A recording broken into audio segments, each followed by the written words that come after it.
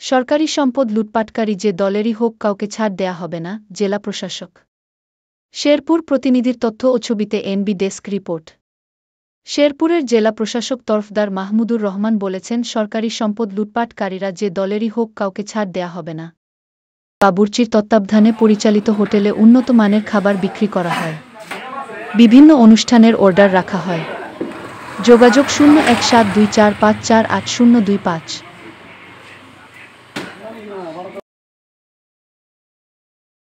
আধুনিক রুচিসম্মত আধুনিক প্লাস্টিকের পণ্য। এসা প্লাস্টিকের পণ্য গুণগত মানের, সর্বাধিক পছন্দের আসবাবপত্র সহ নিত্য প্রয়োজনীয় পণ্য আজই কিনুন, সরবরাহ করুন। ইন্ডাস্ট্রিজ নিয়ে এসেছে উন্নত মানের আসবাবপত্র। এসা প্লাস্টিক ইন্ডাস্ট্রিজ, ঢাকা, বাংলাদেশ।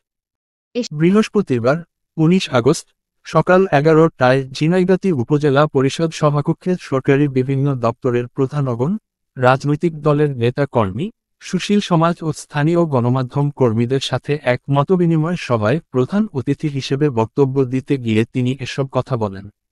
উপজেলা নির্বাহী কর্মকর্তা আশরাফুল আলম রাসেলের সভাপতিত্বে অনুষ্ঠিত এ মতবিনিময় সভায় অন্যান্যদের মধ্যে বক্তব্য রাখেন উপজেলা কৃষি কর্মকর্তা মোহাম্মদ ফরহাদ হোসেন, উপজেলা প্রাণী সম্পদ কর্মকর্তা ডাক্তার ফাইজুল রাজ্জাক আকন্দ, থানার ভারপ্রাপ্ত কর্মকর্তা আল আমিন, উপজেলা বিএনপি আহ্বায়ক শাহজাহান আকন্দ, যুগ্ম আহ্বায়ক আব্দুল মান্নান, উপজেলা জামায়াতে ইসলামীর আমির মৌ মোহাম্মদ নুর ইসলাম, নলকুড়া ইউনিয়ন পরিষদের চেয়ারম্যান রুকুনুজ্জামান, ছাত্র আন্দোলনের সমন্বয়ক শাহিন আলম প্রমুখ।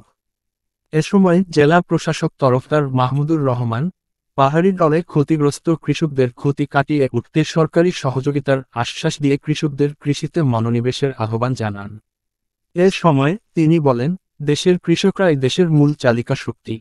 তিনি আরও বলেন, ঝিনাইগাতীর মহার্ষি নদীর বেড়িবাঁধ সমস্যা, গজনী অবকাশ পর্যটন কেন্দ্রের উন্নয়নের উদ্যোগ গ্রহণের পাশাপাশি অবৈধভাবে সরকারি জমি জবরদখলের বিরুদ্ধে অভিযান, নদীগুলোর পানি নিষ্কাশন ব্যবস্থা, বন্যা পরবর্তীতে ক্ষতিগ্রস্ত পরিবারকে সহায়তাসহ সকল সমস্যা সমাধানে সরকারের পক্ষ থেকে আমরা কাজ করছি।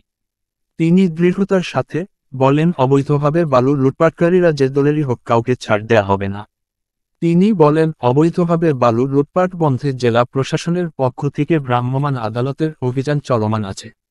বালু লুটপাটকারীদের সতর্ক করে তিনি বলেছেন, ভ্রাম্যমাণ আদালতের মাধ্যমে বালু লুটপাটকারীদের বিরুদ্ধে আইনি ব্যবস্থা গ্রহণ করা হবে।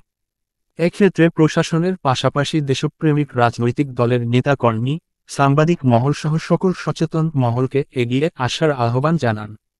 সভায় বিভিন্ন দপ্তরের কর্মকর্তা কর্মচারী, রাজনৈতিক দলের নেতাকর্মী, সুশীল সমাজের লোকজন ও স্থানীয় সাংবাদিকগণ উপস্থিত ছিলেন। ANB24.com শেরপুর।